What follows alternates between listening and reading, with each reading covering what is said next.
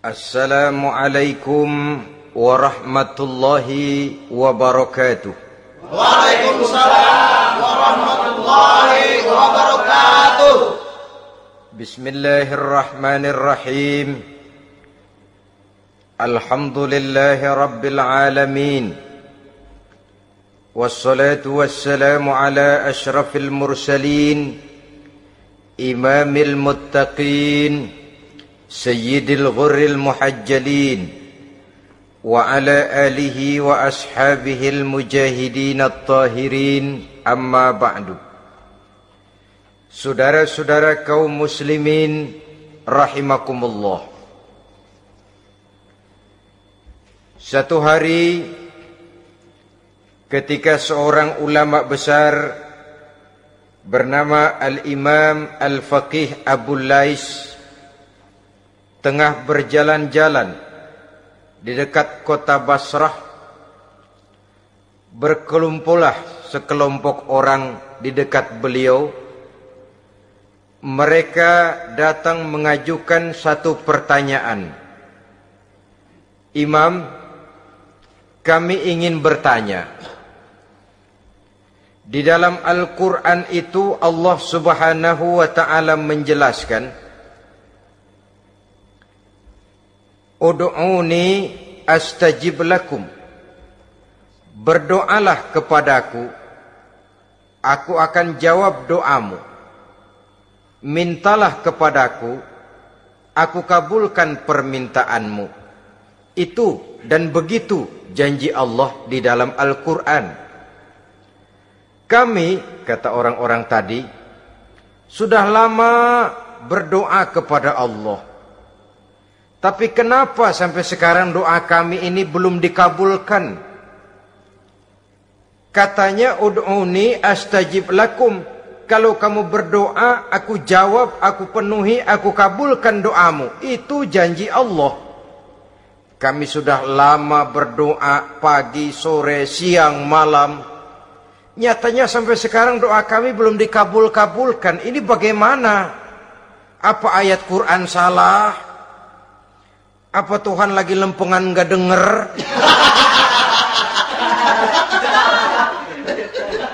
Apa doa kami yang terbalik? Kelihatannya sepele saja ini. Doa tidak didengar oleh Allah. Permohonan tidak dijawab, tidak dikabulkan oleh Allah. Tapi sebenarnya kalau kita mau merenung, kemalangan apa yang paling besar dalam kehidupan ini selain daripada kalau permohonan dan doa kita sudah tidak dihiraukan oleh Allah. Artinya hidup sudah tidak diopeni oleh Allah. Jangankan Allah, saudara-saudara, kita nggak diopeni sama mertua saja bingung. Ini mertua diem aja, kalau saya salah apa salahnya, kalau ada yang dikepengenin apa kepengenannya, boyak ngomong kenapa diem begitu. Ini tidak diopeni oleh Allah. Kemalangan apa yang lebih malang selain daripada kalau doa sudah tidak didengar oleh Allah. Itu sudah kemalangan yang paling malang, lebih malang dari kota Malang saya kira.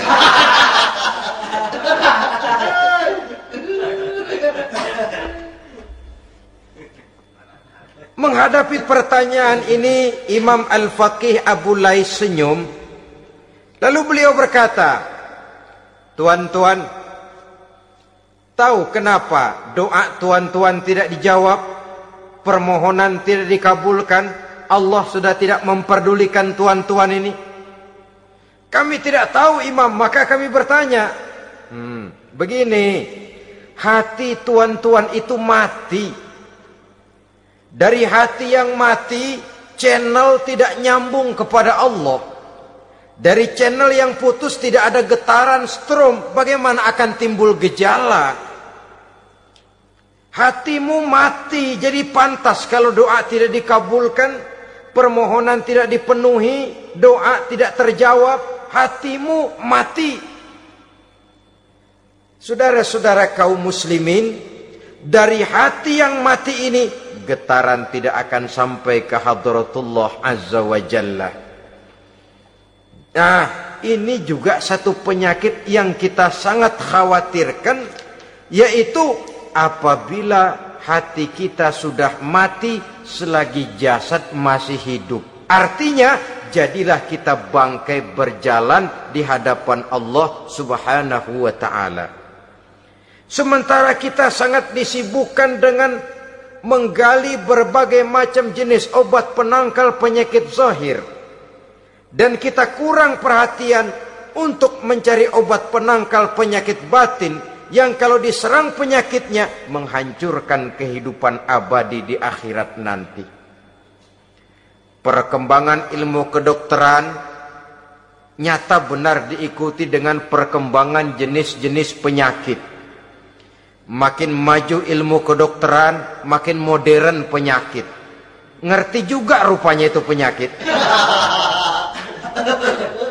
Dulu kita tidak kenal yang namanya AIDS. Kita tidak tahu yang namanya liver. Kita tidak kenal yang namanya stres. Paling yang banyak cika, masuk angin, dan sebagainya. Tapi baiklah, penyakit-penyakit batin yang menyebabkan hati menjadi mati, dan dari hati yang mati, doa tidak naik, tidak didengarkan oleh Allah Subhanahu wa ta'ala. Nah, kata orang-orang tadi, yang menyebabkan hati kami mati ini apa, Imam? Beliau menjawab, pertama, araftumullaha wa lam tu'tuhu haqqahu.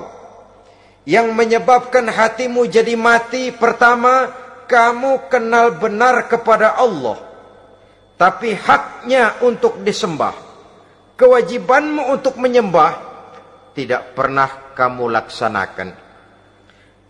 Bagaimana Allah tidak akan jauh dari kita kalau kita tidak akan mengadakan pendekatan kepadanya.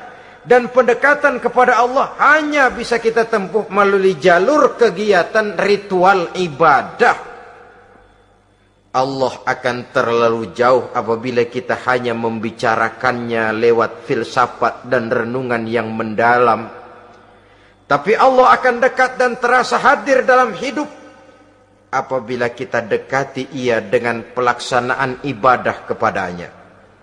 Kamu kenal Allah, tapi hakmu untuk menyembah, kewajibanmu untuk menyembah, haknya untuk disembah, tidak pernah kamu laksanakan.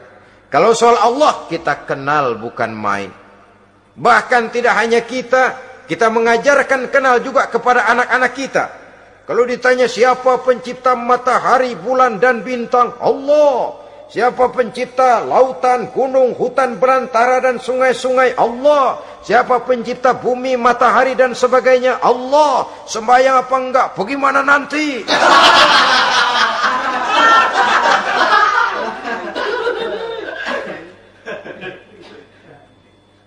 Tanpa pendekatan, Allah akan jauh. Apabila Allah jauh, maka doa tidak akan didengarkan olehnya. Oleh sebab itu, logika mengajarkan kepada kita, berpayahlah dulu, wa mal ladzatu illa ba'da ta'ab, inna ma'al usri yusra. Di balik kesulitan menunggu kemudahan.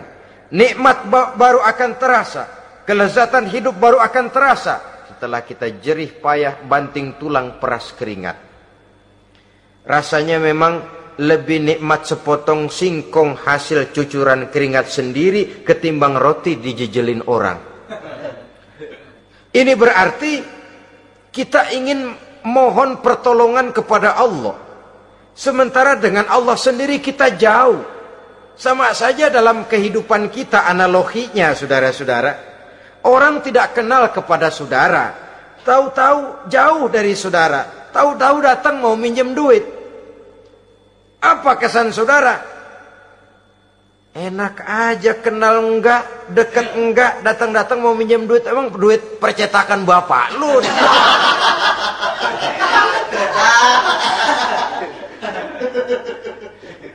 Sedangkan yang kita kenal, sedangkan yang kita bertemu tiap hari, Sedangkan yang sering datang ke tempat kita, kalau satu saat dia pinjam duit, toh kita kadang-kadang masih mikir. Apalagi datang nggak pernah, berkunjung nggak pernah, ngobrol nggak pernah. Apalagi kenal juga nggak pernah, datang-datang mau minta. Macam apa? Datang nemuin Tuhan setahun 2 kali. Idul Fitri doang sama Idul Adha. Doa cerewet banget. Apa aja? Apa aja diminta. Saudara hadirin, bagaimana doa akan kabul, permohonan akan dijawab? Jikalau kita jauh dari Allah, kita kenal Allah, haknya untuk disembah, kewajibannya untuk menyembah, tidak pernah kita laksanakan. Itu yang menyebabkan hati kita lalu menjadi mati. Padahal mengenal Allah, setelah mengenalnya, mengadakan pendekatan kepadanya melalui ritual ibadah yang dicontohkan oleh Rasulullah Sallallahu Alaihi Wasallam. Ini hal pertama yang menyebabkan hati jadi mati. Kamu terlalu kenal Allah, tapi tidak pernah menyembah kepadanya. Sama aja orang kerja kagak, habis bulan mau minta gaji. Karena kita jitak palanya. Macam apa? Kerja enggak, tahu-tahu datang mau minta gaji. Kerja dulu yang baik, habis bulan baru. Enggak diminta pun memang sudah ada jatahnya. Ibadah dulu kita kepada Allah. Soal Allah memberikan karunia kepada kita, itu hak Allah. Apabila kita dekat dengannya, ibadah yang kita laksanakan benar, karunia itu akan datang kepada kita. Saudara-saudara, yang kedua yang menyebabkan hati jadi mati, qara'tumul Qur'an walam ta'malu bih. Kamu baca Al-Qur'an tapi ajarannya tidak pernah kamu amalkan. Kamu baca Quran, tapi isinya kamu injak-injak.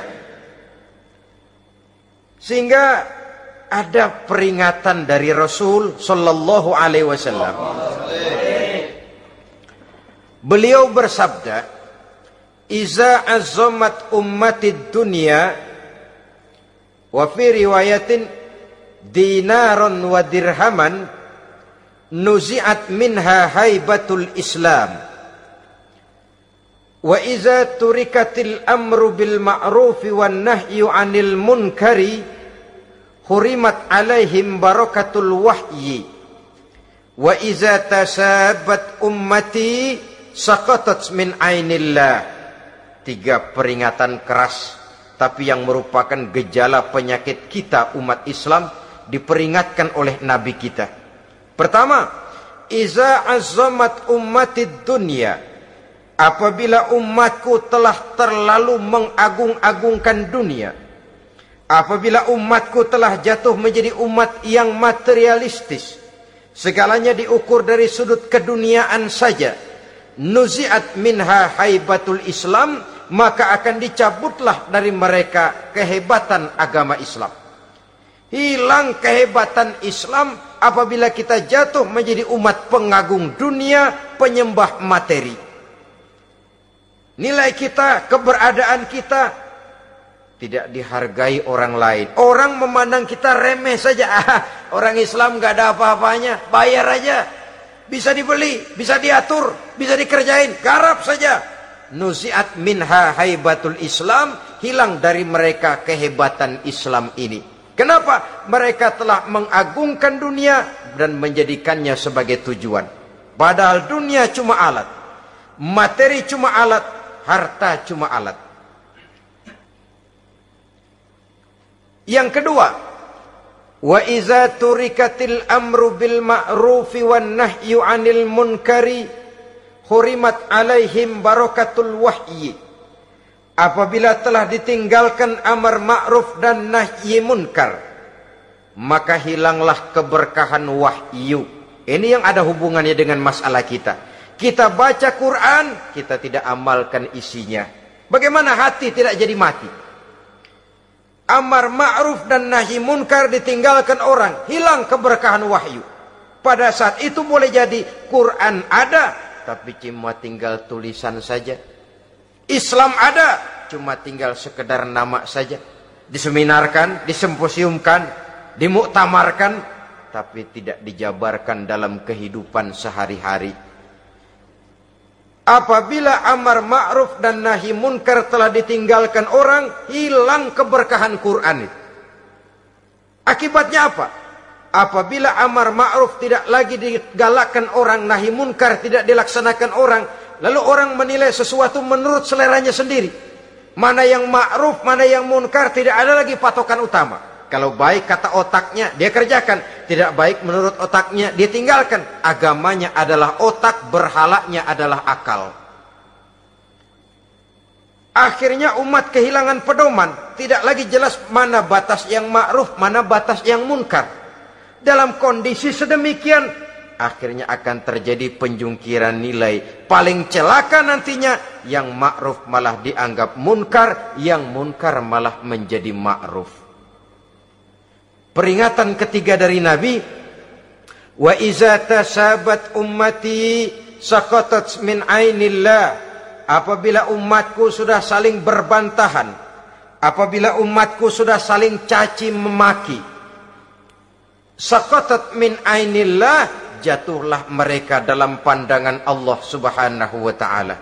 Hilang wibawa umat yang sudah saling mencaci maki, saling menjatuhkan, saling gasak, gesek, gosok. Justru agama menganjurkan kita ini saling asah, asih, asuh. Kadang yang kita praktekkan, kita ini saling gasak. Yang kedua, saling gesek. Yang ketiga, saling gosok. Gasak, gesek, gosok. Kacau kita ini. Saling gasak, menjegal kawan seiring, menggunting dalam lipatan. Saling gosok, fitnah sana, fitnah sini. Saling gesek, sikut kiri, sikut kanan. Tidak peduli orang lain luka dan sebagainya.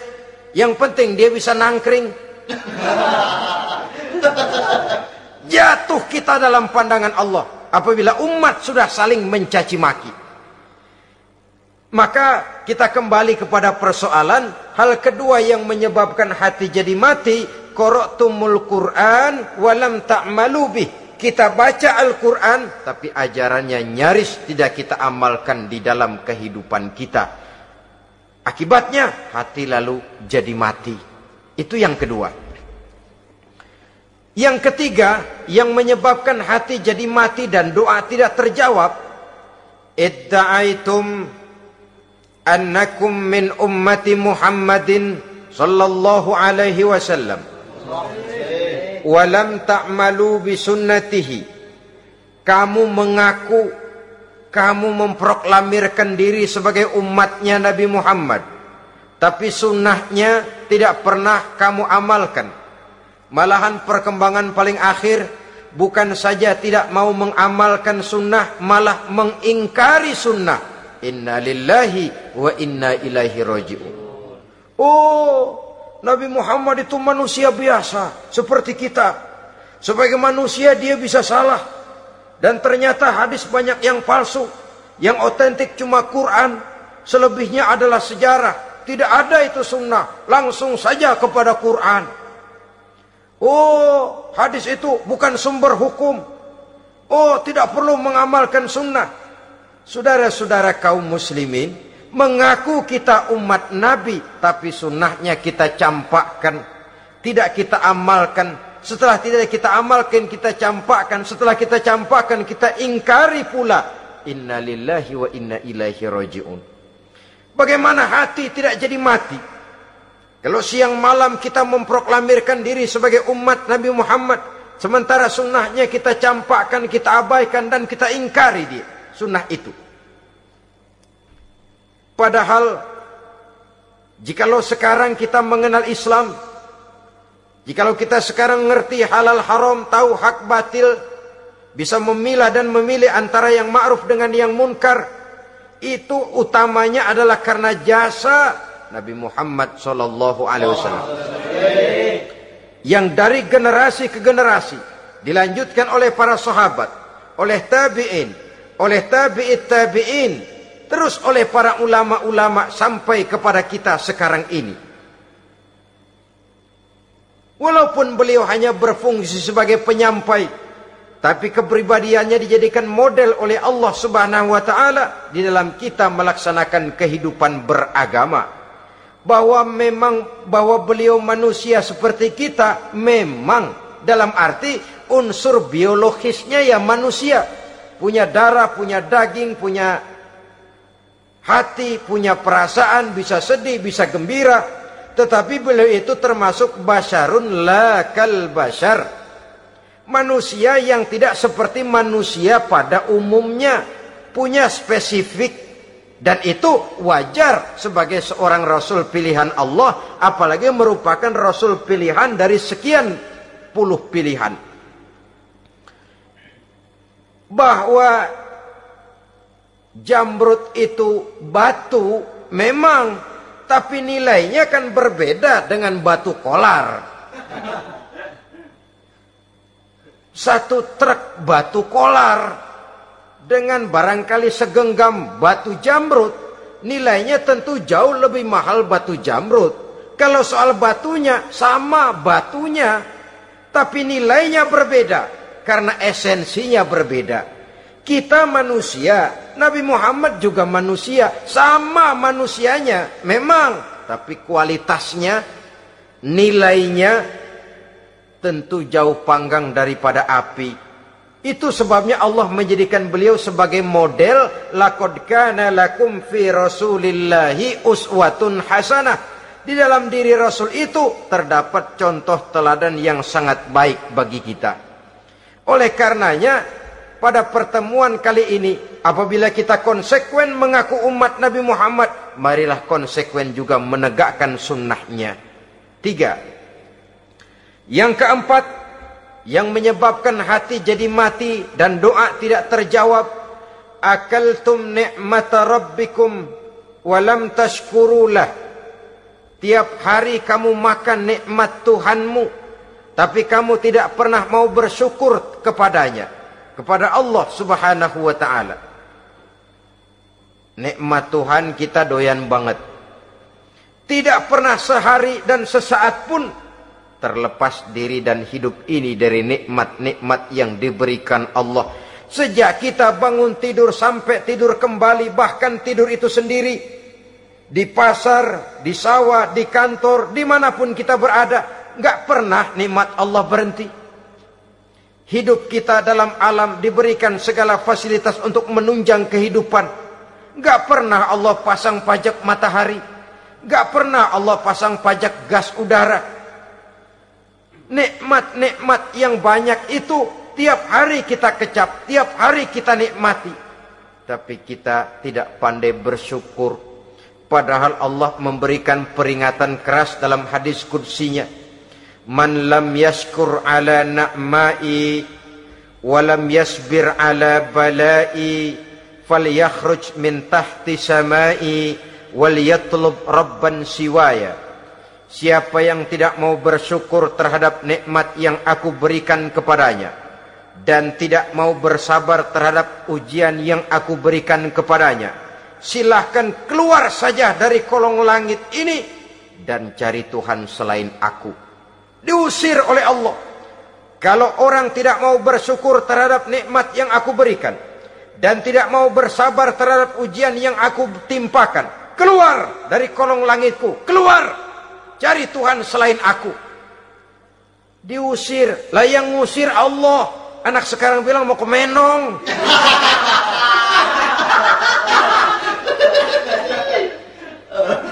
Kalau diusir kita dari Jakarta, masih bisa pindah ke Bandung. Diusir kita dari Bandung, bisa pindah ke Jogja, Solo.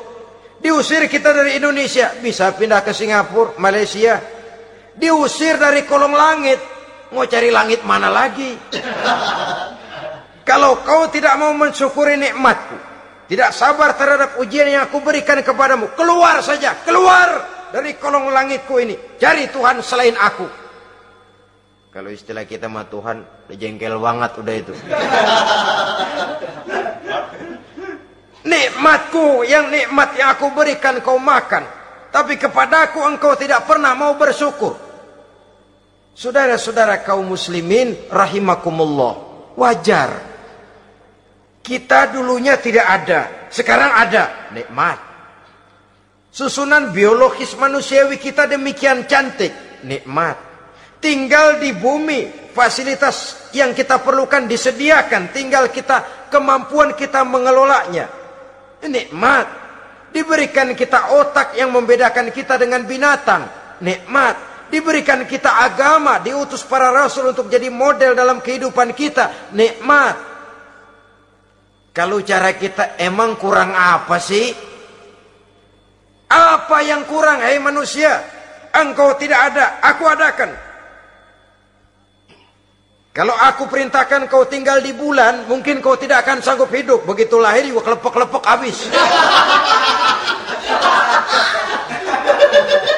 Ya nggak ada HO2 toh di bulan, mau ngisap apa?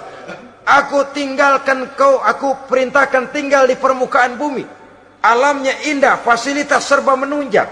Nikmati semuanya, semuanya untuk kamu, semuanya. Satu pintaku, syukuri nikmat yang aku berikan kepadamu. Ya bukan cuma syukur dalam ucapan, syukur dalam perbuatan. Banyak nikmat yang diterima, makin banyak dia sujud, makin banyak dia ruku, makin banyak dia mengadakan pendekatan kepada Allah. Syukur dalam artian berupa tindakan dan perbuatan, mempergunakan nikmat sesuai dengan kehendak yang memberikan nikmat itu sendiri kepada kita.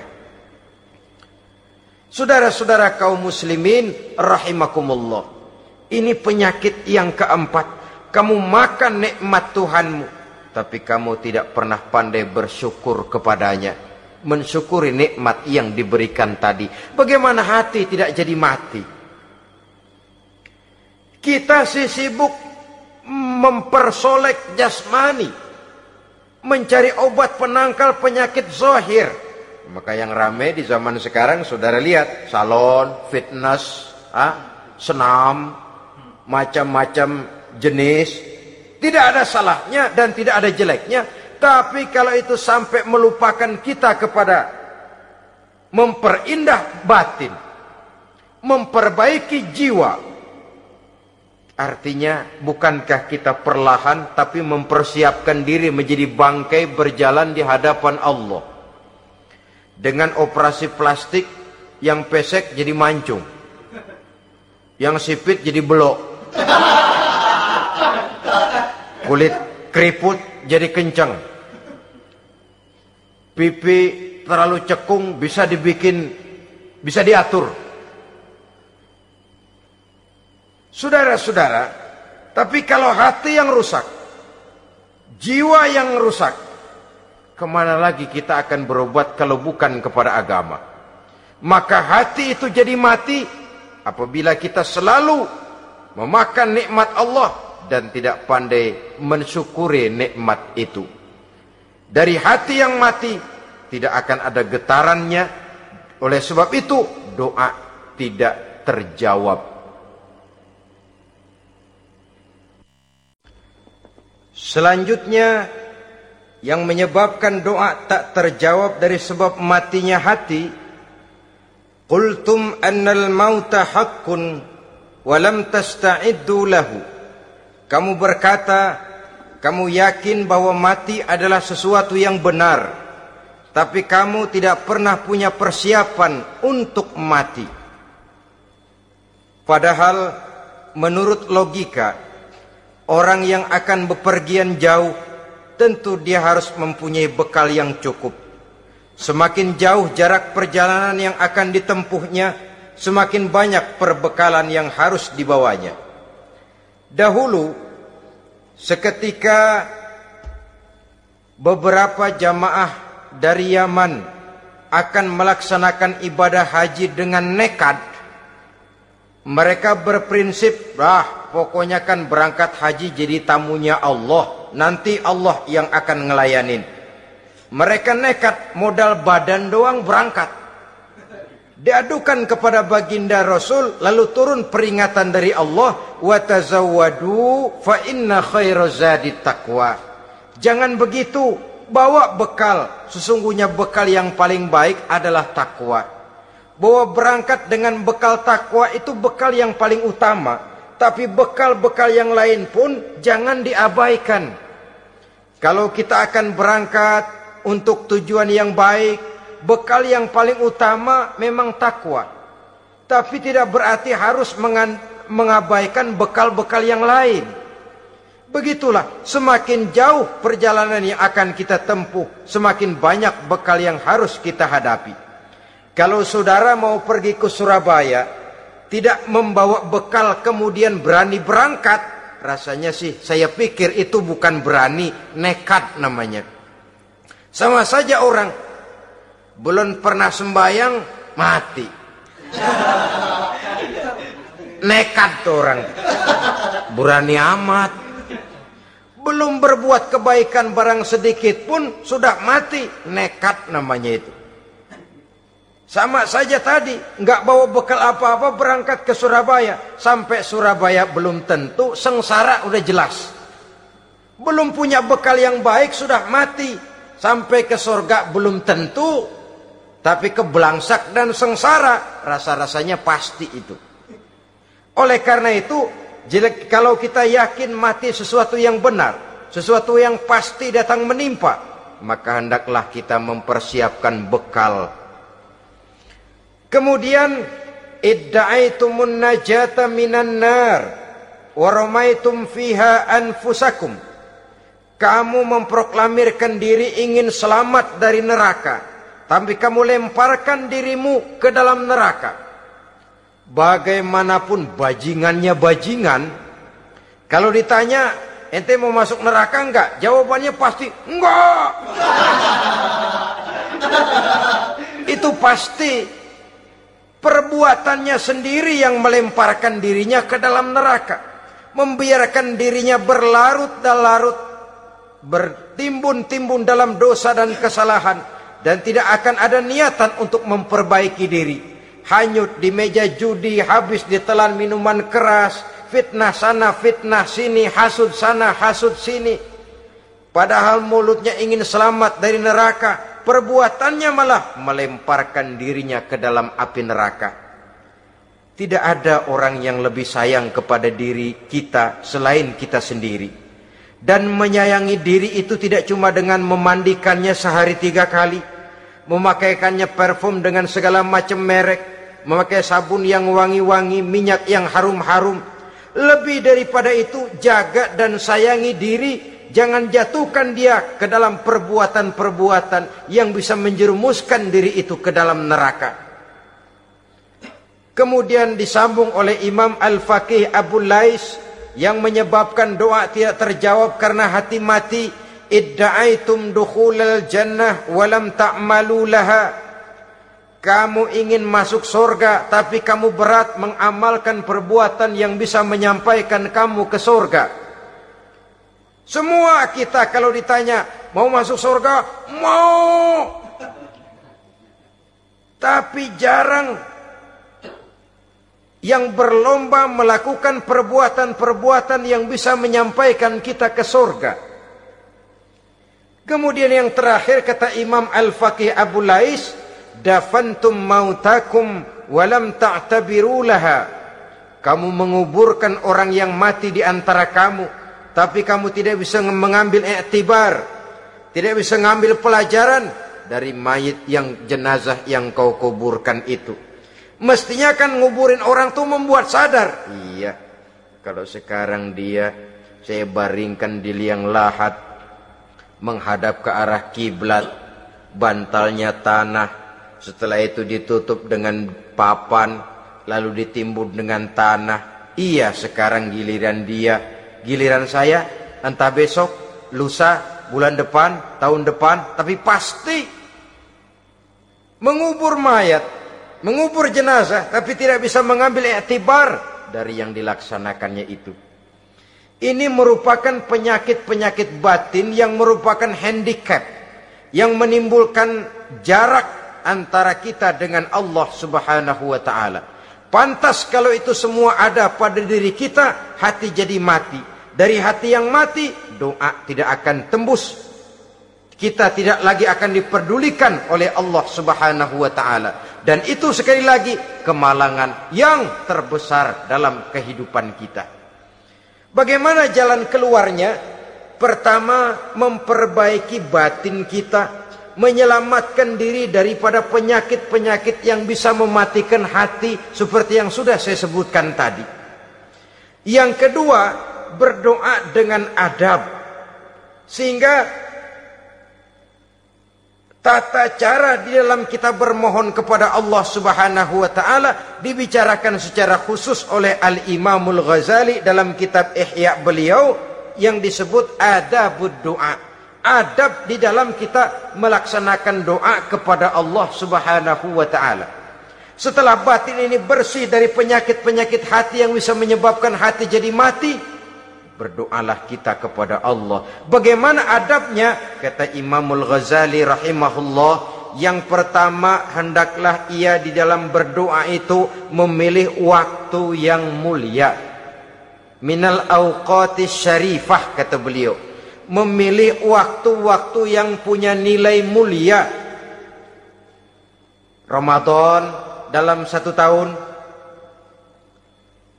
Jumat dalam tiap minggu, sepertiga malam yang akhir pada setiap hari. Waktu-waktu yang punya nilai mulia. Walaupun misalnya saudara berdoa pada hari Kamis, tidak ada halangannya Allah mau kabulkan. Ini tidak berarti bahwa kalau sudah berdoa hari Jumat lalu hari Kamis tidak mau berdoa, tidak. Lebih memilih mengintai waktu-waktu yang punya nilai mulia. Lailatul Qadar sekali dalam setahun. Waktu-waktu yang punya nilai mulia. Logikanya begini, saudara-saudara. Kalau kita datang ke rumah seseorang, tujuan utama kita minjem duit, yang paling pertama kita perhitungkan tanggal berapa nih? Kan itu toh, tanggal berapa? Kalau tanggal 20 atuh minjem duit, orang lagi ngap-ngapan, boro-boro dia bisa minjemin, dia sendiri mungkin lagi pusing. Kita lebih dulu kita amatin tanggal berapa nih? Yang enak sore apa siang? Jam 2. Jam 2 dia baru pulang dari kantor, tapi giliran tidur. Kalau dia tidur dibangunin datang mau minjem duit, kagak dimaki-maki sudah kebagusan deh. Kan kita lihat waktunya, timingnya kata orang sekarang. Tanggal berapa, sore apa malam, apalagi gulam apa terang bulan. Itu semua sudah kita atur sedemikian rupa, memilih waktu. Yang kedua kata Imamul Ghazali, memilih keadaan yang istimewa. Kalau tadi soal waktu, yang kedua soal keadaan. Ada situasi-situasi di mana doa itu diijabah oleh Allah Subhanahu wa taala. Di antaranya kata Imam Abi Hurairah, "Inda zahbis sufuf fi sabilillah." Pada waktu mengatur barisan perang membela agama, di situ doa kabul. Inda nuzulil ghais, ketika turun gerimis, di situ doa makbul. Inda iqamis shalah, ketika salat mau didirikan, riwayat lain bainal azan wal iqamah, antara azan dan qomat, di situ doa makbul. Itu memilih keadaan-keadaan. Kemudian yang ketiga kata beliau, berdoa menghadap kiblat. Ya, apa kalau doa madhab mudik Tuhan gak tahu? Tahu. Tuhan gak dengar? Dengar. Cuma lebih etis. Lebih etis kalau kita berdoa menghadap ke arah kiblat. Saudara-saudara kaum muslimin rahimakumullah.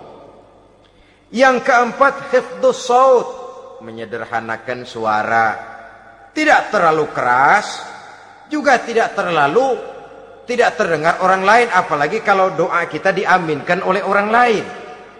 Tidak usah terlalu keras. Kenapa? Karena Allah yang kita meminta kepadanya bukan zat yang tuli, bukan zat yang buta, bukan zat yang tidak dengar, bahkan dia maha dengar. Juga tidak terlalu seperti orang berbisik-bisik, apalagi kalau doanya doa bersama-sama. Tapi kadang-kadang terdorong oleh husnuzon dari para makmum saja. Tidak peduli apa yang dibaca oleh imam, yang kedengaran cuma amin aja gerengan. Amin, amin, amin, amin, amin, amin.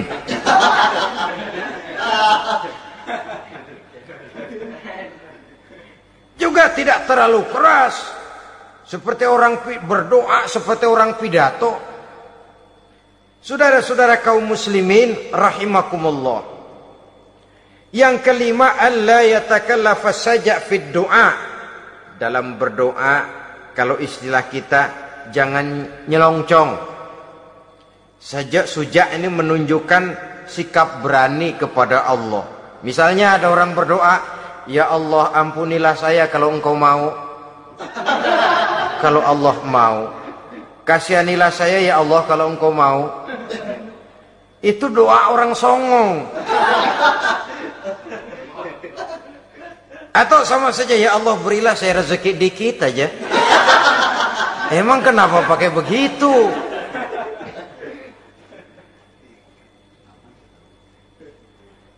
Allah yatakallafa saja' fid du'a. Yang keenam kata Imam Al-Ghazali, at-tadarru' wal khusyu'. Dengan tadarru' dan khusyu', dengan sikap tawadu, benar-benar ya seperti kitalah kalau datang memang menghajatkan pertolongan dari seseorang, segala action kita atur supaya hajat kita itu kabul, kan begitu. Kadang-kadang istilah orang kalau perlu ngesor mah ngesor dah, yang penting permintaan dikabulkan, gitu saja. Kita lihat sekarang ini, ramai orang bicara soal film-film Parno. Kelihatannya pendatang-pendatang baru pokoknya asal bisa main dah, bugil ya bugil dah. Yang penting nyohor, bisa tampil. Walaupun dalinya semua sama, mula-mula cuma iseng. Adegan panas bagaimana? Kalau tuntutan skenario apa boleh buat? Apa boleh buat? Emang nggak bisa milih. Setelah film beredar baru saya juga jijik ngeliat, lah tadi kemana waktu bikin? Udah jadi baru jijik, bikinnya merem memang itu.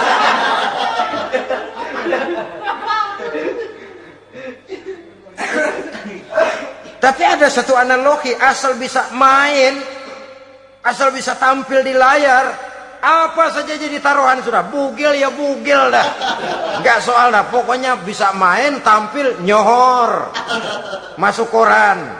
Udah seperti kata-kata orang Arab, bul ala zamzam fatu'raf. Kalau pengen terkenal kencingin sumur Zamzam. Artinya apa? Bikin yang aneh-aneh, yang orang nggak kerjain ntar ngetop. Yang ngetop lempengan jeleknya. Sumur Zamzam dikencingin, kan nyohor itu. Sedunia orang kenal. Kenapa? Gila. Saudara-saudara kaum muslimin rahimakumullah, sangat kita sayangkan kalau lalu orang berlomba-lomba dengan cuma modal paha mulus, wajah cantik, dimauin apa saja mau lalu bisa tampil. Akibatnya yang jadi korban adalah anak-anak kita. Disuguhi tontonan-tontonan yang meracuni jiwa mereka. Walaupun akibatnya barangkali ya lain, seperti band orkes dengan film memang akibatnya tidak langsung ya. Kalau band orkes akibatnya langsung, dia bisa berantem di tempat lokasi. Film orang nonton tahu dia di tempat itu, bukan di tempat itu dia praktek, pulang jadi pikiran dia. Tadi serem ya, ntar kalau udah kesempatan kita praktek. Ntar ngancemnya itu yang gak enak. Tapi yang saya analogkan dengan persoalan kita, tingkah pola artis apapun dilakukan asal bisa main. Nah itu tuh, asal dapat kesempatan acting. Dalihnya ya tuntutan skenario lah. iseng lah, macam-macam lah. Tapi yang jelas satu target, saya harus dapat kesempatan main. Untuk sampai ke situ, cara apa saja harus saya tempuh. Tidak peduli harus menginjak-injak norma dan budaya bangsa yang luhur. Tidak peduli harus bertentangan dengan kaidah agama.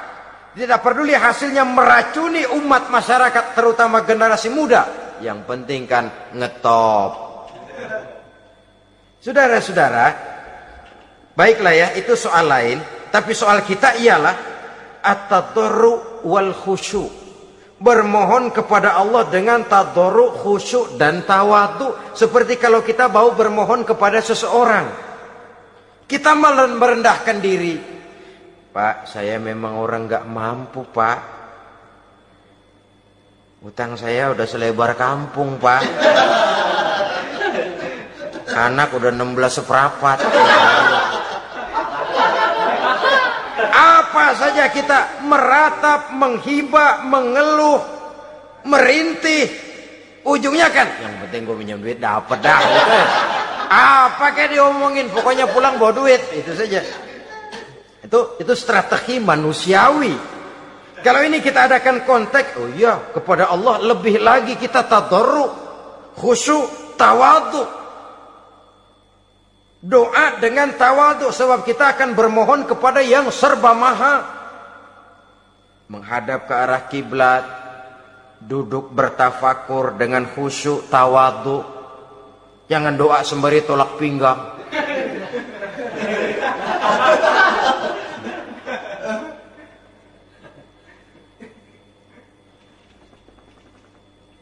Yang ketujuh, kata Imamul Ghazali, ayyujzimad du'a wa yuqina bil ijabah. Hendaknya dia menjazamkan doanya itu dan yakin bahwa doanya akan dikabulkan oleh Allah.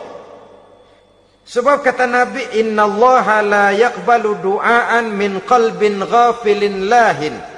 Allah subhanahu wa ta'ala tidak akan menerima doa dari hati yang lalai dan main-main. Doa ke orang ogah-ogahan.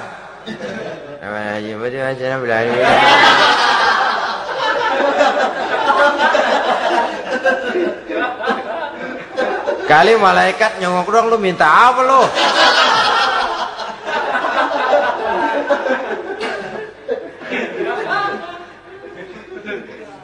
Seperti tadi itu, kita datang mau minjem duit sama orang, ngomongnya ogah-ogahan. Minjem duitnya dikasih syukur, enggak ya udah. Ya enggak dah, enggak dikasih sudah. Kenapa? Mintanya begitu. Enggak serius dan enggak yakin bahwa doanya akan dikabulkan. Kalau kita sudah punya keyakinan, jangan-jangan doa saya enggak diterima Allah. Enggak. Ana, kata Allah, ana inda zanni abdi bi. Aku sih bagaimana menurut sangka hambaku kepadaku saja. Kalau sangkanya baik, aku baik. Kalau sangkanya doanya dikabulkan, aku kabulkan. So itu doa harus dengan pasti dan harus dengan yakin doa itu akan dikabulkan dan meluruskan harapan, membenarkan cita-cita, meluruskan maksud apabila doa itu dikabulkan oleh Allah Subhanahu wa taala. Saudara-saudara, oleh karenanya jangan doa setengah hati. Jangan berdoa sambil main-main. Apalagi menghadap kiblat dengan dua tangan terangkat sebagaimana dicontohkan oleh Rasulullah sallallahu alaihi wasallam. Bahwa berdoa tanpa mengangkat kedua tangan pun Allah tahu, Allah dengar, tapi kelihatannya kurang serius. Seolah-olah terserah dah Tuhan, mau dikasih ya kasih, enggak ya udah. Seolah-olah kita tidak serius dalam berdoa. Kemudian yang berikutnya, kata Imamul Ghazali, ayyaftataha du'a bi zikrillah fala yabda'u bi su'al. Hendaknya dia mulai berdoa itu dengan menyebut nama Allah, berzikir kepada Allah, fala yabda'u bi su'al, jangan langsung memulai dengan permintaan. Ini tata krama etisnya. Sama juga orang kirim surat, salam sejahtera kami haturkan, padahal mah nggak ada itu juga nggak apa-apa. Itu kan maksud mukaddimah saja. Besar harapan kami semoga Bapak dan sekeluarga di sini pun berada dalam keadaan sehat walafiat. Selanjutnya kami telah dengar dari berbagai teman tentang kedermawanan Bapak, tentang bantuan Bapak di berbagai bidang yang menyangkut sosial pendidikan. Sehubungan dengan itu maka kami bermaksud mengajukan permohonan. Baru masuk itu mah 15 kalimat kesonoin, urusan lain. Intinya sehubungan dengan itu kami bermaksud memohon kepada Bapak. Kita mulai. Salam sejahtera kami haturkan, bersama ini pula kami macam-macam lah. Sama juga seperti tadi itu. Kita datang mau minjem duit. Datang karena kita tahu datang habis bulan. Malam terang bulan. Udaranya sejuk. Ngobrol lah kita. Dapat teh. Apa kabar Pak? Baik. Aduh Bapak sih, untung dah Pak. Kayak pemurah lagi. Saya tahu Bapak banyak nyumbang di mana-mana. Di Angon aja tuh orang di Angon.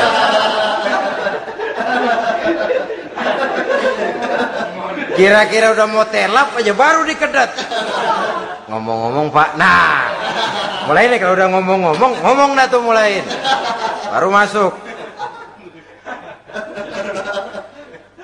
Jadi etisnya berdoa itu dimulai dengan zikrullah.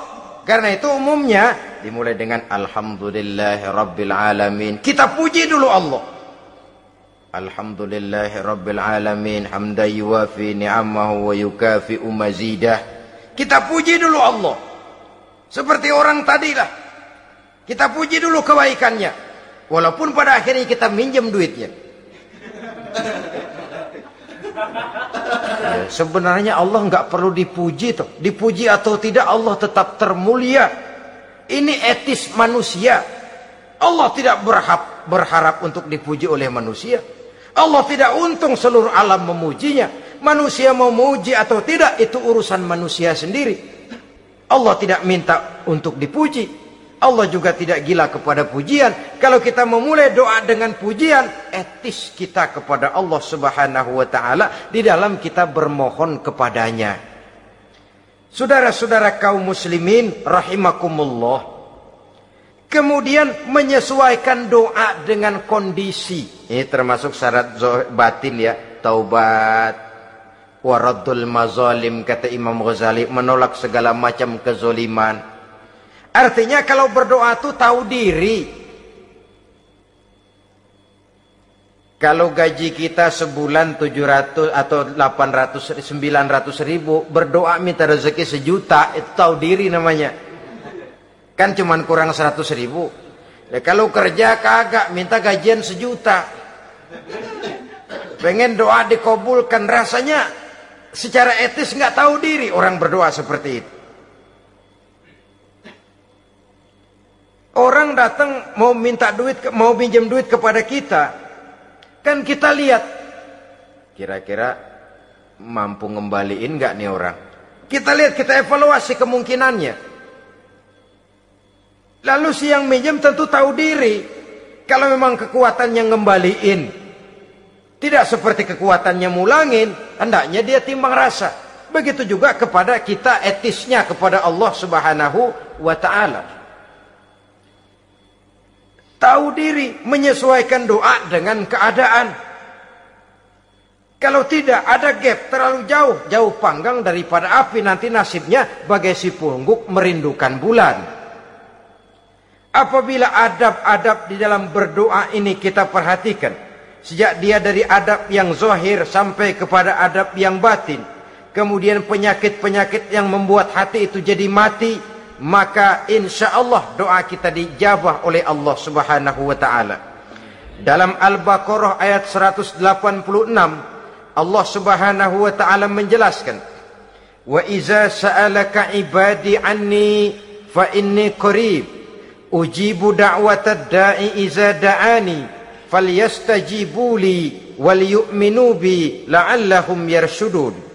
Apabila hambaku bertanya kepadamu Muhammad tentang aku, kata Allah, fa inni qarib, katakan kepadanya aku dekat sekali dengan mereka. Ujibu da'watad da'i iza da'ani, aku akan jawab aku kabulkan permohonan orang-orang yang berdoa kepadaku.